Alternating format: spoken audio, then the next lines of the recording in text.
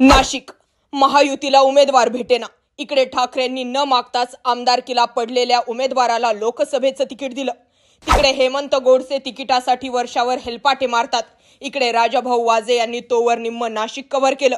राजाभाऊ वाजे एकही डाग नसलेला चेहरा, मागच्या निवडणुकीत पराभव, तरी ठाकरेंनी न मागता तिकीट दिलं।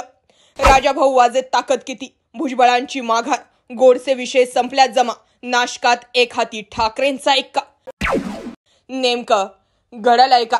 नाशिक हा लोकसभा मतदारसंघ चर्चेत। सुरुवातीला छगन भुजबळ येथून उमेदवार असतील अशी बातमी समोर आली, परंतु उमेदवारी डिक्लेअर न झाल्यानं भुजबळांना आता नाशिक कव्हर करणं शक्य नाहीये आणि मराठा मतांचा फटका बसेल या हिशोबाने भुजबळांनी तिथून माघार घेतली। दुसरा विषय राहिला तो म्हणजे हेमंत गोडसे यांचा।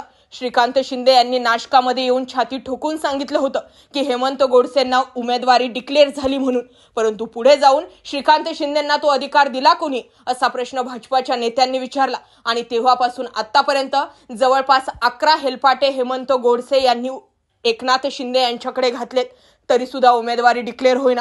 त्यामुळे आता हेमंत गोडसे यांना पुढे जाऊन तिकीट दिलं तरी सुद्धा मतदारांमध्ये त्यांची किंमत शून्य झाली आहे। जर खासदाराला इतके हेलपाटे मारावे लागत असेल तिकिटासाठी, तर एवढी लाचारी कशासाठी असा प्रश्न लोक विचारू शकतात। उद्धव ठाकरेंना सोडल्याची ही किंमत हेमंत गोडसे मोजतायत अशी सुद्धा चर्चा आता मतदारसंघात सुरू झाली। आणि तिसरीकडे सर्वात सुरुवातीलाच उद्धव ठाकरे गटाकडून ज्यांना उमेदवारी देण्यात आली त्या राजाभाऊ वाजे यांची चर्चा सुरू झाली आहे। राजाभाऊ वाजे हे मागच्या आमदारकीला त्यांचा पराभव झालेला होता, तरी सुद्धा लोकसभेला त्यांनी तिकीट मागितलं नव्हतं, कारण लोकसभा निवडणूक लढण्यासाठी जितका पैसा लागतो तितका पैसा त्यांच्याकडे नव्हता आणि त्यामुळे त्यांनी तिकिटासाठी कुठलीही लॉबिंग लावली नाही, परंतु न मागताच त्यांना उमेदवारी देण्यात आली आणि हे एकनिष्ठेचं फळ म्हणावं का असाही प्रश्न आहे। या पलीकडे जाऊन सुद्धा नेमकं राजाभाऊ वाजे कोण आहेत यावरती सुद्धा चर्चा करणं गरजेचं आहे। आजवर कुठल्याही वादात न सापडलेले आणि साधी राहणी मितभाषी व्यक्तिमत्व म्हणून ओळखले जाणारे राजाभाऊ वाजे यांना शिवसेना ठाकरे गटानं एकनिष्ठतेचं फळ म्हणून नाशिक लोकसभेची उमेदवारी दिली। यापूर्वी 2014 मध्ये वाजे यांनी सिन्नर विधानसभा मतदारसंघाचे प्रतिनिधित्व केले होते। सिन्नर तालुक्यात वाजे कुटुंब हे बडेप्रस्थ मानले जाते। राजाभाऊ यांचे आजोबा शंकरराव वाजे हे आमदार होते। वडील प्रकाश वाजे हे देखील राजकारणात होते। कौटुंबिक राजकीय वारसा असूनही राजाभाऊ अनेक वर्ष सक्रिय राजकारणापासून दूर राहिले। 2009च्या विधानसभा निवडणुकीत वडिलांचा पराभव झाल्यामुळे ते राजकारणात आले। सिन्नर तालुक्यातील डुबेरे हे त्यांचे मूळ गाव। शेती आणि पेट्रोल पंप व्यवसाय सांभाळणारे राजाभाऊ हे वाणिज्य शाखेचे पदवीधर आहेत। पुण्यातील शिवाजी सैनिक शाळेत त्यांचे इंग्रजी माध्यमातून शिक्षण झाले। नाशिकच्या भियक्ष महाविद्यालयातून पदवी प्राप्त केली आहे, परंतु कायद्याचे शिक्षण घेण्याची मनीषा अपूर्णच राहिली। शिक्षण अर्ध्यावर सोडावे लागले।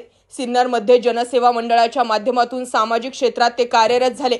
आमदारकीच्या कार्यकाळात मुख्यमंत्री सहायता निधीतून 1.25 कोटीहून अधिकची रक्कम वाजे यांनी औषधोपचारासाठी गरजूंना मिळवून दिली होती। नाशिक पुणे आणि शिर्डी इगतपुरी मार्गावर अपघातग्रस्तांना मदतीचा हात देण्यात पुढाकार घेतला। विरोधकांवरही टीका न करण्याच्या स्वभावाने ते अस्सल मुरलेले राजकारणी वाटत नाहीत। साधा सदरा, गळ्यात मफलर असा त्यांचा पेहराव सर्वसामान्यांना आपलेसे करतो। शिवसेना दुभंगल्यानंतर जिल्ह्यातील आमदार, खासदार तसेच अनेक पदाधिकारी शिंदे गटात गेले, परंतु वाजे यांनी ठाकरे यांची साथ सोडली नाही, याचीच दखल पक्षानं घेतली। आजवर सिन्नरपुरते मर्यादित राहिलेले वाजे यांना थेट लोकसभेची उमेदवारी देण्यात आली आहे। सिन्नर तालुक्यात वंजारी समाजाची निर्णायक मते। विधानसभेच्या 2014च्या निवडणुकीत या समाजाच्या पाठिंब्यावर वाजे हे विजयी झाले होते। या घटकाशी त्यांचे सौहार्दाचे संबंध आहेत। राष्ट्रवादी शरद पवार गटाचे नेते आमदार जितेंद्र आव्हाड हे देखील मूळचे सिन्नरचे। या माध्यमातून नाशिक लोकसभा मतदारसंघात मराठा वंजारी असे नवीन समीकरण जुळवण्याच्या दृष्टीने ठाकरे गटाने वाजेंच्या उमेदवारीवर शिक्कामोर्तब केल्याचं दिसतंय। 2019 मध्ये अवघ्या 2072 मतांनी त्यांना पराभव स्वीकारावा लागला होता, परंतु तरी सुद्धा ठाकरेंनी आता त्यांना लोकसभेचं तिकीट दिलंय। स्वच्छ प्रतिमेचा असणारा हा चेहरा आणि एकनिष्ठतेचं फळ आणि सोबतच नाशकामधून आता महायुतीला फटका बसण्याची शक्यता मोठ्या प्रमाणावर आहे, कारण कितीही नाही म्हटलं तरी मराठा समाजाची मतं निर्णायक ठरणार आहेत आणि त्या ठिकाणी एकनाथ शिंदे असो किंवा बीजेपी असो, दोघांवरतीही मराठा समाजाचा रोष तितकाच मोठा आहे। त्यामुळेच राजाभाऊ वाजे यांच्यासाठी मैदान जे आहे ते मोकळं आहे असंच दिसून येत आहे। आता पाहणं हे गरजेचं आहे की निवडणुकांमध्ये आणखी कोणकोणत्या मुद्द्यांनी ट्विस्ट येतोय.